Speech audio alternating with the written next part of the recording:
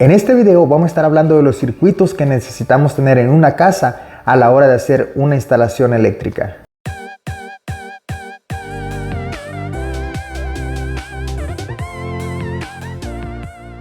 Muchas personas tienen la duda de cuántos circuitos debemos de tener en una casa o cómo debemos de distribuir los circuitos en una casa. Y déjenme decirles que no hay una ley que nos diga cuántos ni cómo hacerlo. Sin embargo, el libro de códigos es una guía que nosotros tenemos para poder determinar esto. Lo que quiero hacer en este video es darles eso, una guía. En este video no es mi intención decir que esta es la manera correcta o esta es la manera en la que se tiene que hacer. Pero sí mi intención es que al final de este video, cuando usted haya terminado de ver este video, tenga una idea más clara de cómo poder hacer sus instalaciones.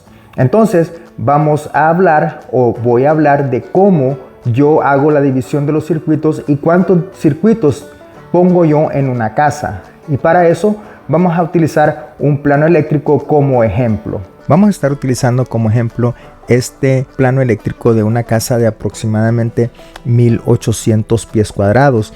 Y lo que vamos a hacer es ir señalando las áreas y haciendo una lista de los circuitos que yo le pondría a esta casa. Haciendo este ejercicio van a haber personas que puedan tener más o menos circuitos que yo.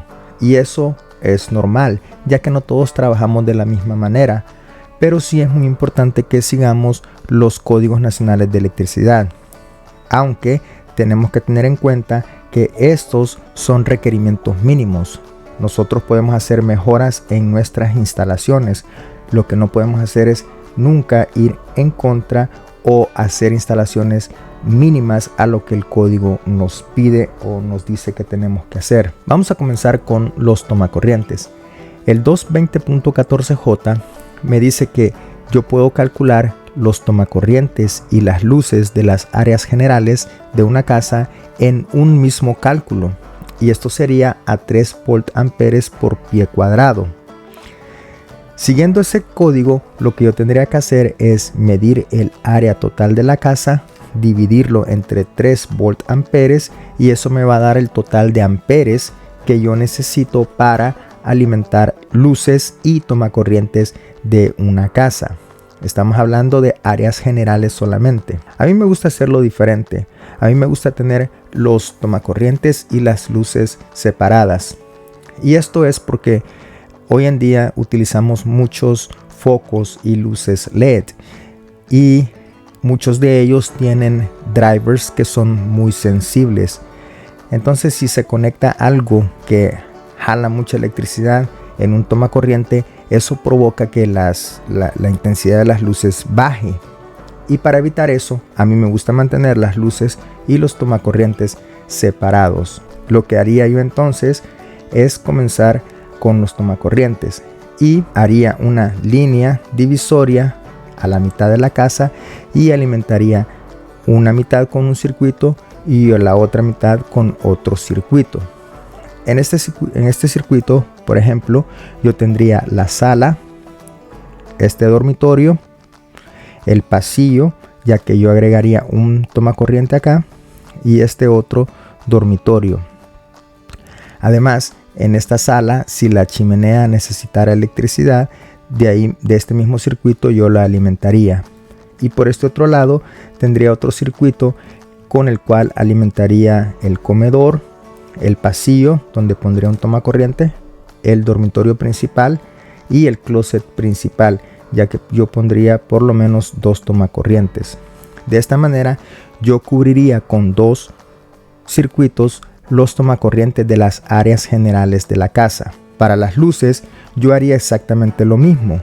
Dividiría la casa por la mitad y alimentaría una mitad con un circuito y la otra mitad con el otro. Aunque si nosotros nos ponemos a hacer cálculos, es posible alimentar esta casa con un solo circuito, pero tal vez no es lo más conveniente, ya que si algo llegara a suceder con ese circuito, si el breaker se dañara o si hubiera un corto, la casa completa se quedaría sin electricidad. De esta manera, dividiéndola, podemos evitar que suceda eso. Entonces, yo pondría, como les dije anteriormente, 2 circuitos para las luces. Ahora pasemos a la cocina. El 210.11C1 me dice que yo necesito por lo menos 2 circuitos para electrodomésticos pequeños para alimentar lo que está en el 210.52B. El 210.52B1 me dice que esos 2 circuitos a mí me servirían para alimentar los tomacorrientes de las paredes y del piso de la cocina, el pantry, el comedor, el área para desayunar y áreas similares, como también salidas para equipo de refrigeración. Entonces, según este código, con 2 circuitos yo podría alimentar toda la cocina, incluyendo el comedor. Yo nunca lo he hecho así y creo que nunca lo haría. Aunque hay también una excepción en el 210.52B1, la excepción 2, dice que en adición a los tomacorrientes requeridos en el 210.52 se permitirá un circuito individual para un electrodoméstico específico y el circuito puede ser de 15 amperes o más grande. En este caso específico yo pondría un circuito para alimentar estos 3 tomacorrientes, pondría otro aparte para alimentar este tomacorriente y los 2 tomacorrientes de la isla, y ahí ya tendría yo mis 2 circuitos para electrodomésticos pequeños. Aparte, yo pondría un circuito para el refrigerador, otro para el microondas y uno más para la lavadora de platos y el triturador. Estos 2 últimos yo los pondría en el mismo circuito. Entonces, de esta manera yo tendría 1, 2, 3, 4, 5 circuitos en esta cocina. Esto sin incluir algo otros circuitos que se podrían requerir, que más adelante vamos a hablar acerca de ellos. Pero en esta casa específica yo pondría 5 circuitos. En este caso, este microondas está sobre la estufa, pero si este microondas estuviera en otro lugar y encima de la estufa estuviera una campana, yo alimentaría ambos con el mismo circuito. Entonces ahí no me cambiaría la cantidad de circuitos. Ahora pasemos a la lavandería. En la lavandería yo tengo acá un circuito para la lavadora de ropa y otro circuito para los tomacorrientes del countertop o el área de trabajo. Entonces en esta lavandería yo tendría 2 circuitos. Para los baños de igual manera yo también tendría 2 circuitos, porque a mí me gusta mantener el baño principal en un circuito independiente, y esto es porque aunque son 20 amperes, hay muchas señoras que les gusta utilizar las secadoras de pelo o las planchas de pelo, y pareciera que no, pero estos tienen un alto consumo de energía. Entonces, si en el baño principal se estuviera utilizando uno de estos equipos y en uno de los otros 2 baños de igual manera se estuviera utilizando uno, el circuito, a pesar de que es de 20 amperes, como dije, no soportaría. Entonces, yo por eso prefiero mantener el baño principal en un circuito independiente y todos los demás baños en otro circuito. En este caso son 2 baños, yo los pondría en un circuito separado. Si fueran 3 baños, el tercer baño también lo incluiría en este circuito. Entonces van 2 circuitos más para tomacorrientes de baños. El garaje. Ok, en el garaje por código yo necesitaría en esta casa solamente un tomacorriente, ya que solo tiene capacidad para un carro. Entonces si el garaje tiene capacidad para un carro, es un tomacorriente. Si tiene capacidad para 2, son 2 tomacorrientes, y así sucesivamente. Dijimos anteriormente que esto es los requerimientos mínimos. Usted le puede poner la cantidad de tomacorrientes que quiera a este garaje. Yo sí le pondría más. El plano tiene 2, posiblemente yo pondría uno en esta pared y uno más posiblemente por acá, y lógicamente el del motor para abrir la puerta del garaje. Estos yo los pondría en el mismo circuito. Los tomacorrientes de afuera yo también los pongo independientes, aunque estos tomacorrientes los podríamos incluir en las áreas generales. Yo los mantengo independientes, ya que posiblemente a nosotros, los que nos gusta trabajar, podemos conectar un serrucho, podemos conectar un compresor de aire, algo que necesita bastante energía. Por lo tanto, no quiero compartir ese circuito con las cargas que están dentro de la casa. Por lo tanto, yo lo voy a mantener independiente. Estos serían los circuitos de 120 voltios que ya con seguridad pondría en esta casa. Serían 15 circuitos. Ahora vamos con los 220. Para los circuitos de 220 o 240 voltios tenemos la estufa, tenemos la secadora de ropa, tenemos el calentador de agua, la unidad de aire acondicionado y la unidad de calefacción. Estos creo que son seguros que los vamos a necesitar instalar. El voltaje, como dijimos, 240, el amperaje va a depender. La estufa es siempre importante que contactemos al dueño para saber qué unidad va a poner y poder hacer nuestros cálculos y saber cuántos amperes necesitamos. La secadora de ropa la vamos a calcular a 5000 watts o lo que diga la placa de información en la secadora, lo que sea más grande, el cálculo más grande. Si en la placa dice 4000 watts, entonces tendría que utilizar 5000. Si en la placa dice 5400, tendría entonces que utilizar 5400. 5000 o lo que diga la placa, lo que sea más grande.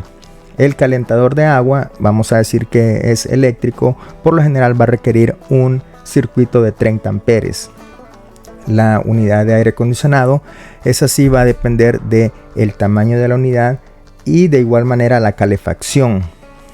Ahora yo aquí tengo circuitos que yo le puse extras, que son circuitos que posiblemente se van a necesitar en una casa. Esto dependiendo de dónde está ubicada la casa. Esto es, si está en la ciudad o si está fuera de la ciudad.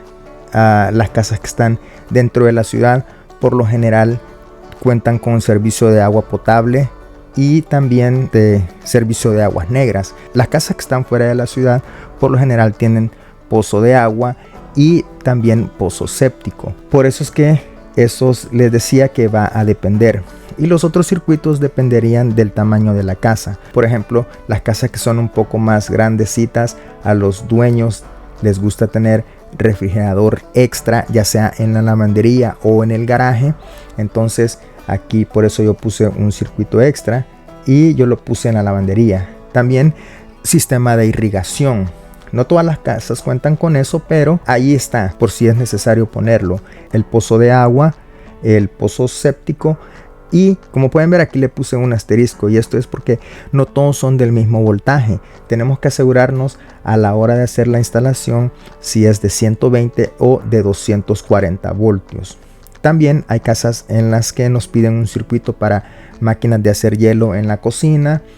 Esto ya es para casas un poco más grandes, son casas un poco más de lujo, en donde tienen triturador de basura, como también enfriador para vino. Entonces estos son circuitos extras. También se me pasaba en el microondas. Es muy importante que nos aseguremos cuando estemos haciendo nuestras instalaciones si el microondas es de 120 o de 240 voltios. A veces sucede que hacemos nuestras instalaciones para un microondas de 120 voltios y terminan llevándonos uno de 240, y algunas veces no es problema, ya que si tenemos un circuito independiente de 120 voltios lo podríamos convertir en 240. Lo único que no tendríamos neutral, y algunos microondas de 240 voltios sí requieren alambre neutral. Por eso es muy importante que nos aseguremos cuando estamos haciendo nuestras instalaciones el voltaje de el microondas. Con esta lista creo que ya tendríamos una buena idea o una mejor idea de cómo podemos hacer la división de nuestros circuitos en una casa. Espero que este video les sirva para tener una mejor idea a la hora de hacer sus instalaciones eléctricas. Y como dije anteriormente, no es mi intención decir que esta es la manera que se tiene que hacer. Esta es una idea, es una guía para que usted haga sus instalaciones de la mejor manera. Pero sí me gustaría recomendarle que independientemente la cantidad de circuitos con las que yo terminé este ejemplo, a la hora de que vaya a comprar una caja de breakers para sus instalaciones, yo le aconsejo que compre una de 42 espacios y de 200 amperes. Esto le permitirá tener suficientes espacios para sus circuitos, pero también le dejará espacios para circuitos futuros. Además de eso, es mucho más barato comprar una caja de 200 amperes y una caja de medidor de 200 amperes que comprar una más pequeña, por decir una de 150. Hay personas que van a decir que no necesitamos 200 amperes para alimentar una casa, que es demasiado, y posiblemente lo sea, pero siempre tenemos que comparar y ver las opciones y qué es lo que mejor nos conviene, o ver qué es lo que más nos conviene. Y yo, por mi experiencia, recomiendo eso: una caja de 42 espacios de 200 amperes y una caja de medidor para 200 amperes. Gracias por haberme acompañado en este video. Espero que si les gustó dejen un like, si aún no se han suscrito al canal que lo hagan y que activen la campanita de notificaciones. Si tienen alguna duda o algún comentario, ya saben, la puede dejar en la cajita de comentarios. Si tiene una opinión, déjela con respeto y también ponga ahí el código en el cual se está basando para dar su opinión. Eso de que yo creo o yo pienso no vale. Digamos siempre las cosas basadas en lo que dice el código y respaldémoslo con los códigos. Gracias por haberme acompañado en este video. Los espero en el próximo. Recuerden, yo soy Alex y esta es la zona de electricidad.